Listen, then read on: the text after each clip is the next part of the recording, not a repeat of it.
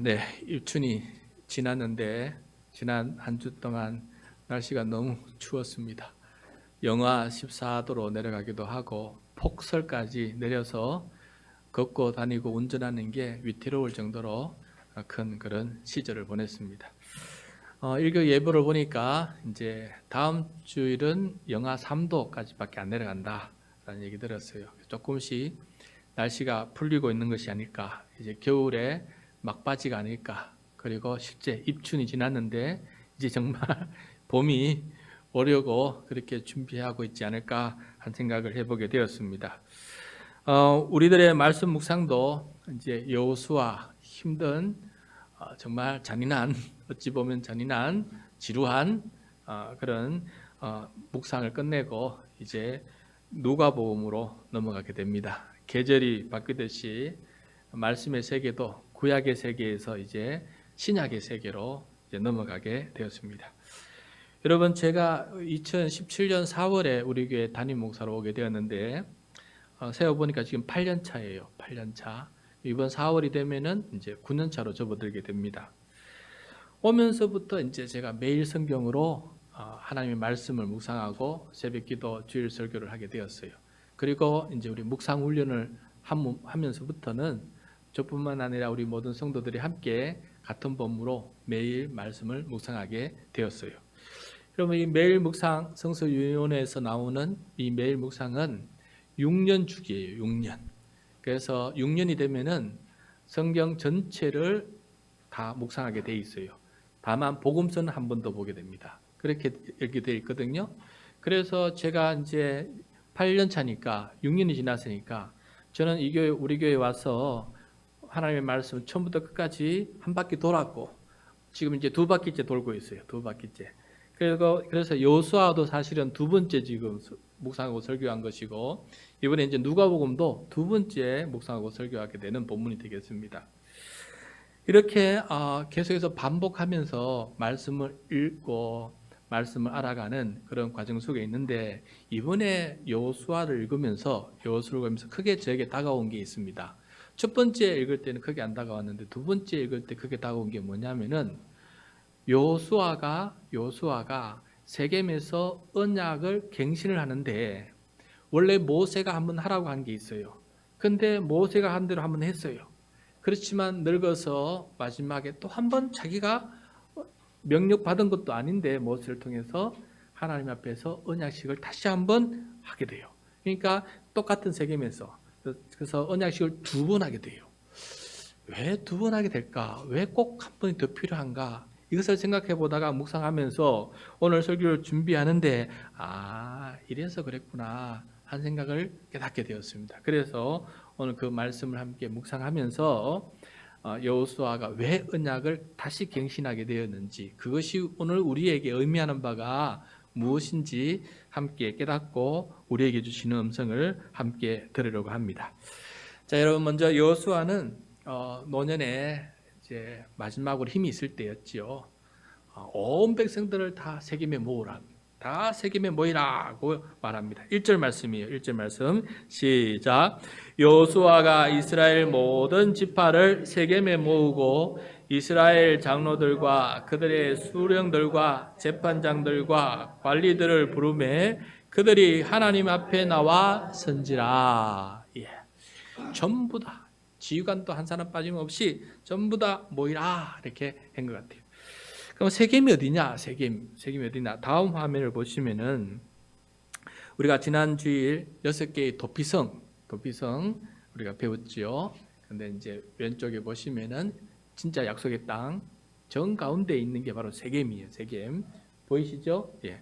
세겜이 바로 최초의 언약식을 한 곳이에요. 모세가 여호수아에게 당부했거든요. 네가 요단강을 건너 약속의 땅에 들어가게 되면은 저 세겜에 모여서 온 백성과 더불어서 언약식을 다시 갱신하라. 에발산과 그리심산이 두 개 놓여 있어요. 그 사이에. 그래서 지파 6지파는 에발산에 올라가고 나머지 6개의 지파는 그리심산에 올라가서 거기서 한쪽은 축복을 선포하고 한쪽은 저주를 선포해라. 하나님의 말씀에 순종하면 복을 받고 하나님의 말씀에 불순종하면 저주를 받는다 하고 거기에 돌멩이에다가 그 말씀을 십계명을 기록하고 온 백성들이 언약을 서약한 적이 있어요. 그게 바로 여리고성을 점령하고 아이성을 점령하고 난 다음에 올라가서 저 세겜에서 했던 거거든요. 굉장히 초창기예요. 그리고 저 땅을 다 점령하고 땅을 다 분배해주고 각 지파들이 자기가 소속된 땅에 들어가서 차지하고 정착하고 그런 일들이 한참 진행되었는데 이제 그 사이에 여호수아 나이가 원래 처음 시작할 때부터 80세, 85세였지만은 이제 나이가 너무 늙어서 하나님의 부르심이 곧 있을 그런 타이밍이에요. 그래서 여호수아가 갑자기 큰 계획을 결정합니다. 다시 한번 다 저 세겜에 모여라. 전부 다 저 세겜에 다시 한번 모여라 하면서 하나님의 언약 갱신을 다시 하게 돼요. 자, 여러분, 이 언약 갱신이라는 것은 무슨 뜻이냐면은 이스라엘이 애굽에서 나와서 광야를 흘러서 시내산에 도착하지 않았습니까? 한 달 만에. 그 시내산에서 모세가 하나님 앞에 십계명을 받지 않아요? 그 십계명이 하나님과 이스라엘 백성 사이에 맺은 언약이에요. 언약이. 그래서 이 계명대로 살면서 여호와는 우리의 하나님이 되고 우리는 하나님의 백성이 되어서 살겠습니다 하면서 언약을 체결했어요. 언약 체결식.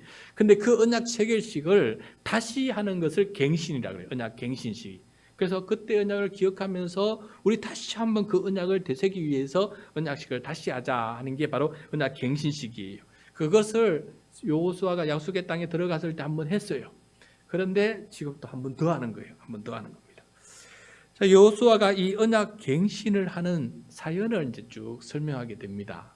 이제 그 왜 두 번째 하는지 좀 사연을 들어봐야 되지 않겠어요? 자, 먼저 2절과 3절입니다. 2절과 3절 시작. 여호수아가 모든 백성에게 이르되 이스라엘의 하나님 여호와께서 이같이 말씀하시기를 옛적에 너희의 조상들 곧 아브라함의 하나님 나홀의 아버지 데라가 강 저쪽에 거주하여 다른 신들을 섬겼으나 내가 너희의 조상 아브라함을 강 저쪽에서 이끌어내어 가나안 온 땅에 두루 행하게 하고 그 씨를 번성하게 하려고 그에게 이삭을 주었으며.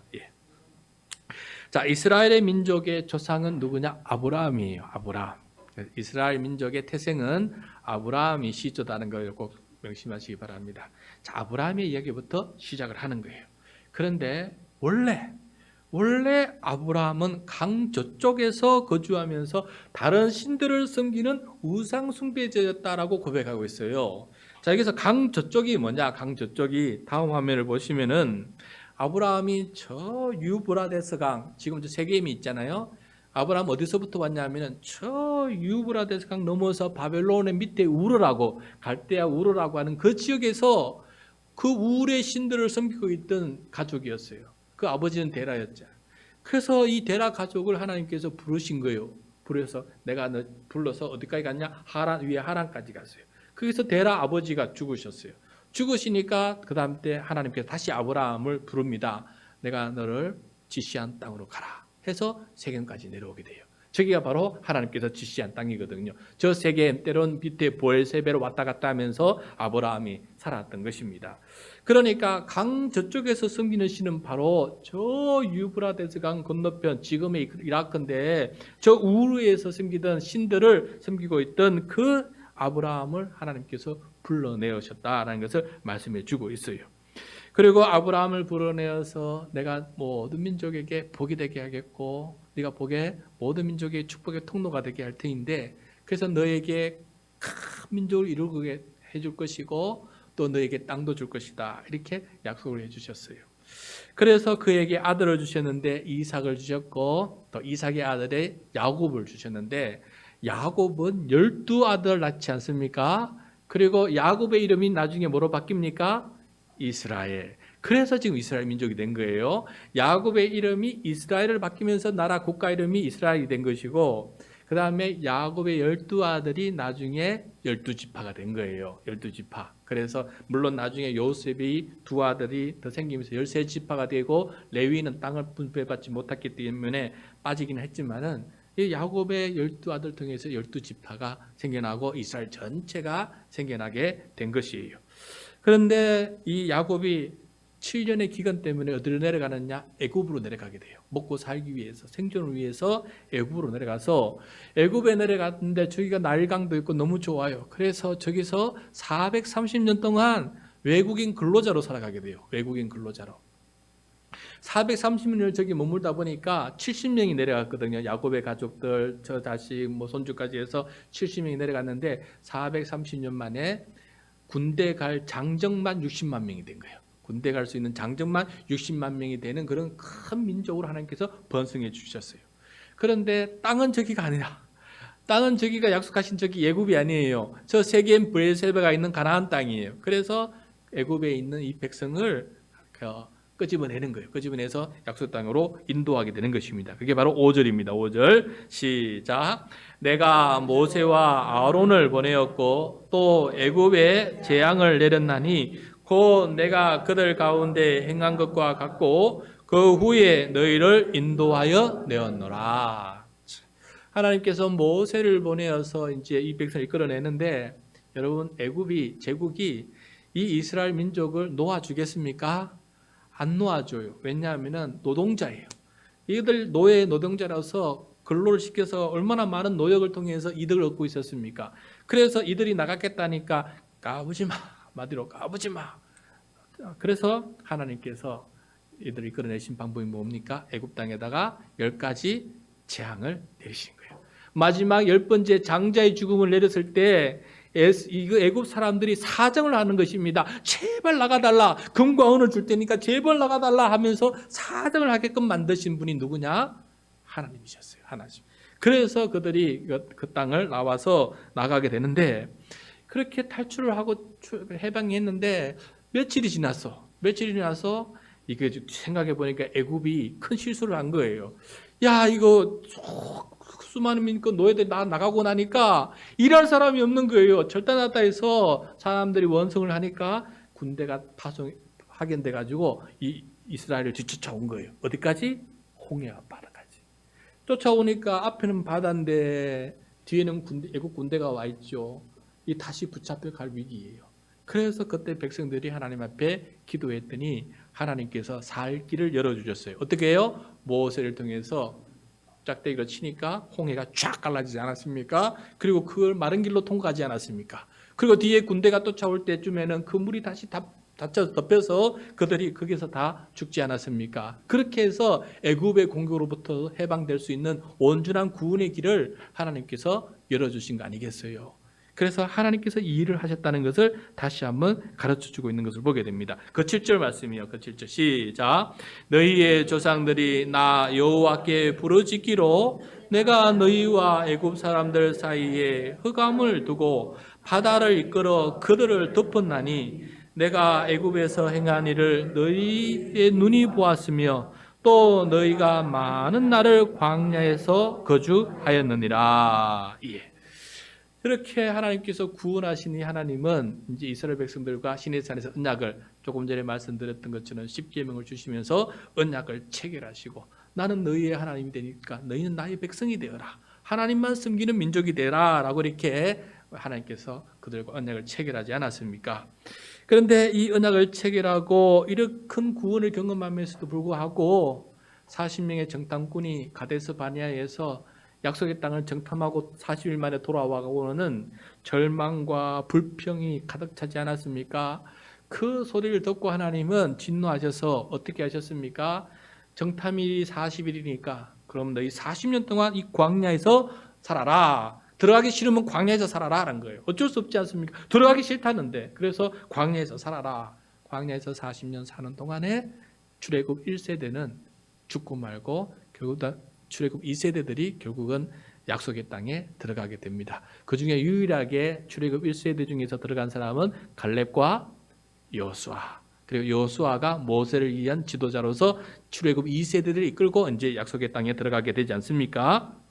그런데 약속의 땅은 원래 요단강 건너편이에요. 그런데 모세 때 요단강 동편 땅도 점령을 하게 되고 차지하게 되었어요. 하나님, 우리가 차지했으니까 이 땅도 우리에게 주십시오 하니까 하나님께서 그래, 그 땅도 그럼 너희들 가져라 하면서 요단강 동편 땅도 하나님께서 주시게 된 거예요. 그 이야기가 8절입니다. 8절 시작. 내가 또 너희를 인도하여 요단 저쪽에 거주하는 아모리 족속의 땅으로 들어가게 하며 그들이 너희와 싸우기로 내가 그들을 너희 손에 넘겨주매 너희가 그 땅을 점령하였고 나는 그들을 너희 앞에서 멸절시켰으며.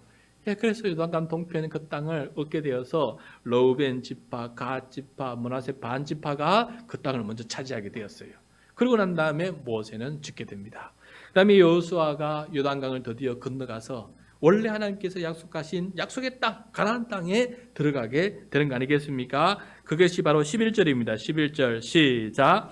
너희가 요단을 건너 여리고에 이른즉 여리고 주민들 곧 아모리 족속과 브리스 족속과 가나안 족속과 헷 족속과 기르가스 족속과 히위 족속과 여부스 족속이 너희와 싸우기로 내가 그들을 너희 손에 넘겨 주었으며.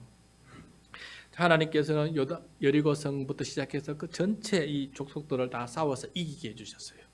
여리고성을 통해 보시면 알겠지만 성벽을 무너뜨린 것은 저들이 아니었습니다. 하나님께서 성벽을 무너뜨려 주신 것을 보게 돼요. 그래서 하나님께서 그 모든 전쟁을 이기게 해주셨다라고 이렇게 말씀하고 있는 것을 보게 됩니다. 자, 이렇게 해서 결국 이 약속의 땅을 다 점령하고 그다음에 다 분배하고 이 지파들이 들어가서 정착하고 이 모든 것이 다 하나님의 덕분이었다.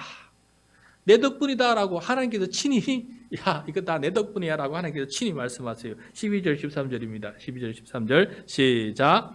내가 왕벌을 너희 앞에 보내어 그 아모리 족속의 두 왕을 너희 앞에서 쫓아내게 하였나니 너희의 칼이나 너희의 활로서 이같이 한 것이 아니며 내가 또 너희가 수고하지 아니한 땅과 너희가 건설하지 아니한 성읍들을 너희에게 주었더니 너희가 그 가운데에 거주하며 너희는 또 너희가 심지 아니한 포도원과 감람원의 열매를 먹는다 하셨느니라. 아멘.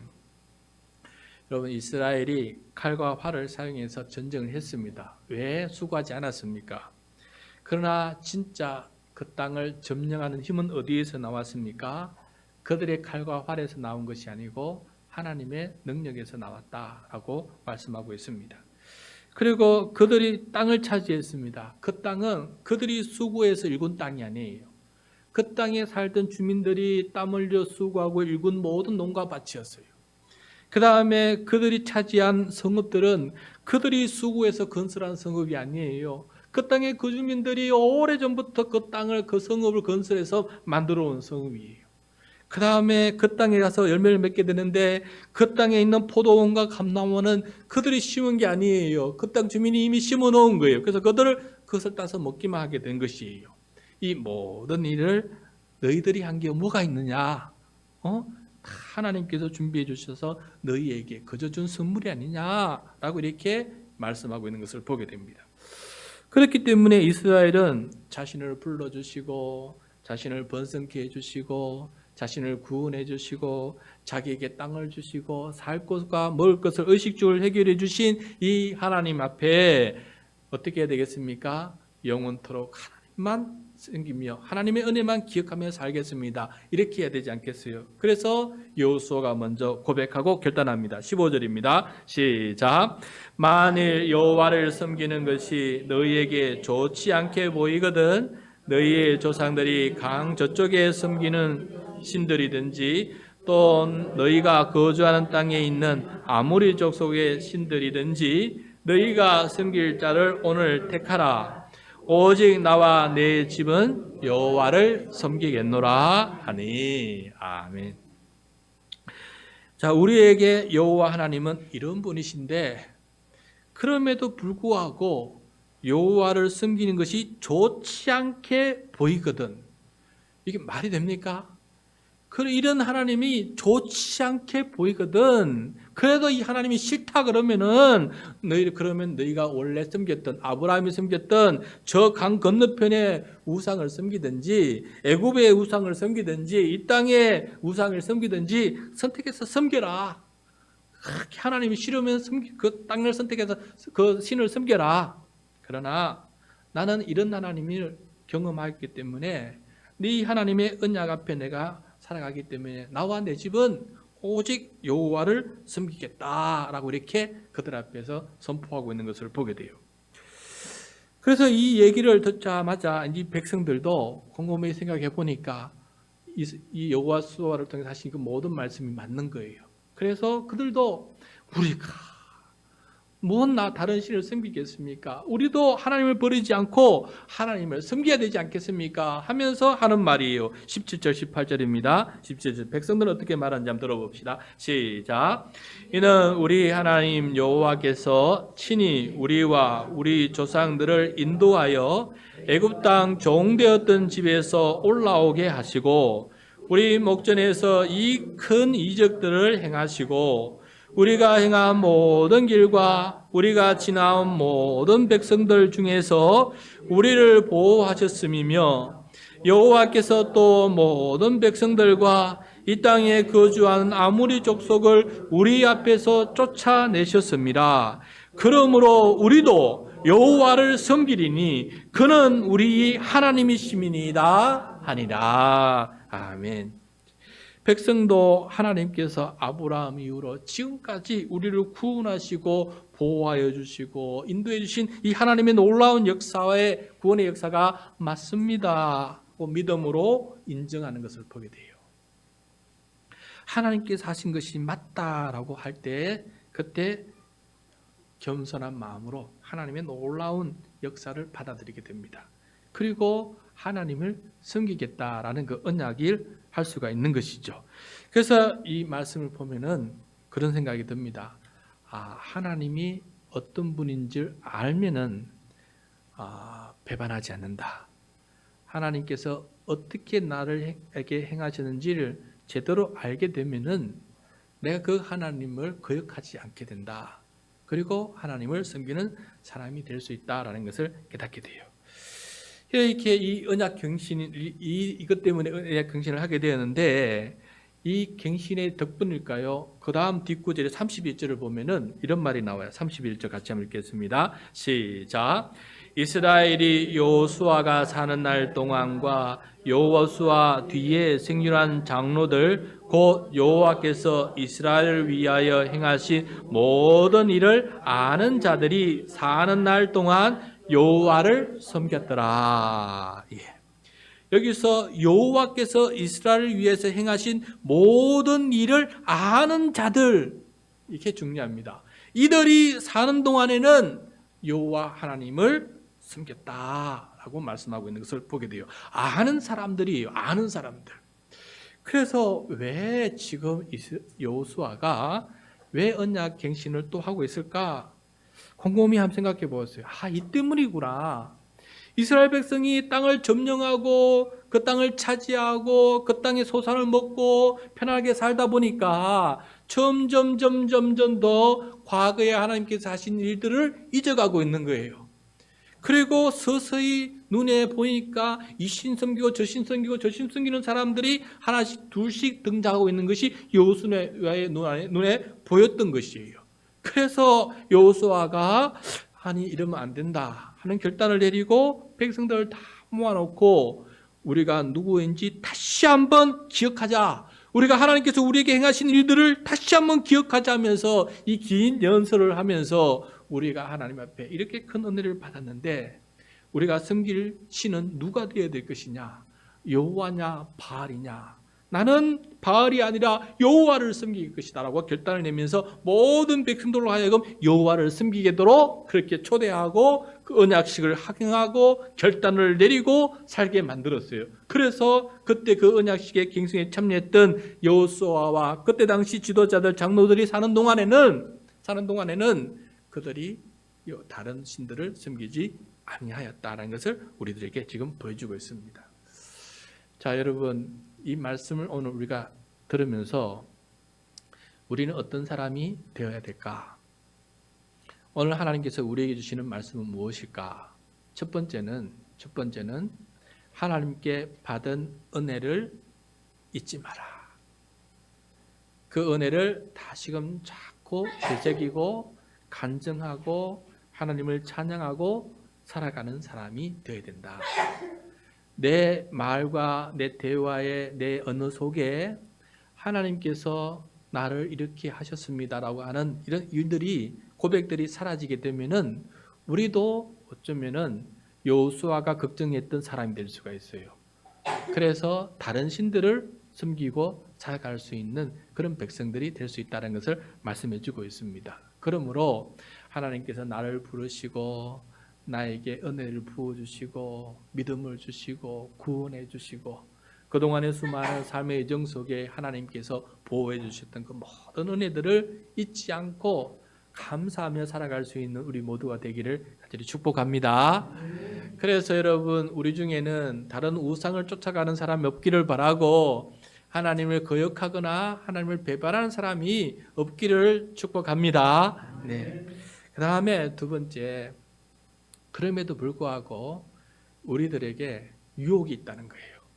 아무리 큰 결단을 내리고 아무리 큰 결심을 내리고 나는 결코 그렇지 않습니다 라고 하지만은 어느 순간 나에게 유혹이 오게 되어서 하나님을 거역하거나 하나님 뜻에 합당하지 않게 행할 때가 찾아온다라는 것이, 이게 우리들에게 유념해야 될 문제예요. 시간이 흐르면 그렇게 됩니다. 왜냐하면 오늘도 보면 아시겠지만 시간이 흐르니까 해이해지지 않습니까?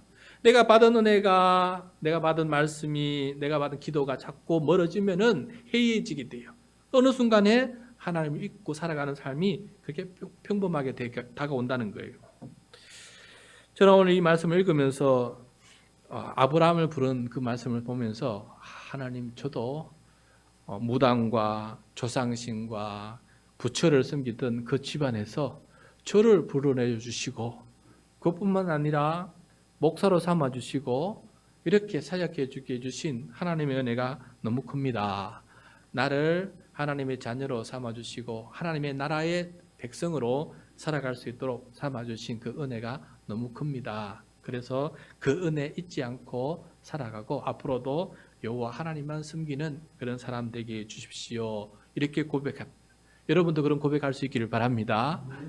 그 다음에 두 번째 염려, 여호수아가 염려했던 것, 저도 한번 곰곰이 생각해 보았어요.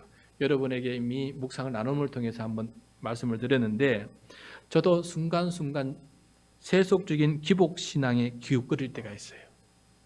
그래서 내 영광을 위해 건강 챙기고, 내 영광을 위해서 장수하고, 내 영광을 위해서 성공, 출세, 권력, 명예를 구하는 그런 마음들이 꿈틀꿈틀 때가 많이 있어요. 그리고 실제로 그 욕망에 이끌려서 어떤 선택을 할 때도 있어요. 그래서 곰곰이 생각해 보니까 비록 눈에 보이는 우상은 아닐지라도 나도 이렇게 잘못된 우상에 흔들릴 때가 있다라는 것을 생각해 보게 되었어요. 뿐만 아니라 물질과 돈을 의미하는 만몬 숭배 신앙에 기울거릴 때가 있어요. 예수님은 이 물질이, 돈이 최고의 우상이다 했거든요. 돈으로 하나님을 섬기는 것이 아니라 돈을 벌기 위해서 하나님을 이용할 때가 있다는 거예요. 그래서 우선순위가 하나님을 신뢰하는 것이 아니고 돈을 신뢰하는 것이 더 의지할 때가 더 크게 되어서 돈이 나를 구원한다라고 생각할 때가 있어버리는 거예요. 그때 바로 우리는 우상을 숭배하는 것과 같다는 거예요. 예수님의 말씀에 따르면은. 그다음에 세 번째, 저에게 가장 다가오는 것 중에 또 하나인데, 이기주의 신앙에 기웃거릴 때가 있어요. 이기주의라는 것은 내가 신이 된다는 거예요. 내가 우상이 되는 걸 가르쳐서 이기주의 신앙이에요. 모든 것을 내 고집에서 판단하고 또 정죄하고 남을 판단하고 상처 주는 일들을 할 때가 많이 있어요. 왜냐하면 하나님의 마음을 먼저 생각하기보다는 내 감정이 우선이 되기 때문에 그래요. 하나님의 영광보다는 내 이익이 우선이 되기 때문에 그래요. 그래서 비록 하나님께서 베풀어 주신 이 약속의 땅의 삶에도 불구하고 내가 신이 되어서 하나님 당신이 나를 섬겨주세요라고 하나님을 부리는 그런 모습으로 살아갈 때가 많이 있어요. 그러니까 가장 큰 우상은 누구냐? 나 자신이 가장 큰 우상이다라는 것을 생각해 보게 됩니다. 그래서 여러분 여기서 여호수아가 저 강 건너 신들이든지 저 애굽의 신들인지 가나안의 신들인지 그랬는데 아닙니다. 네 마음속에 있는 너 자신이 신이 되지 않도록 선택하지 말라. 이렇게 말씀하는 것처럼 제게 들렸습니다. 여러분 우리 모두에게 내가 최고고 내가 가장 중요하고 내 생각이 가장 내 감정이 가장 중요할 때가 많이 있어요. 근데 그것이 하나님보다 먼저 앞서면은 하나님의 뜻과 하나님의 의향보다 먼저 앞서게 되면은 결국은 내가 하나님 위에 있는 것이 그게 바로 우상 숭배예요. 나라고 하는 우상을 숭배하는 모습이다라는 것을 말씀해 주고 있는 것입니다.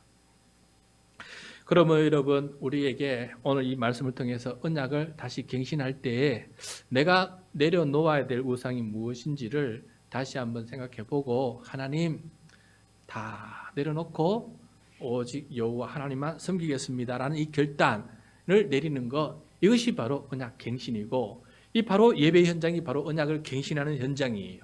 그리고 우리가 매일 말씀을 묵상할 때 그 말씀을 묵상하는 그 순간이 바로 그 말씀을 통해서 내 마음을 정리하고 언약을 갱신하는 순간이에요.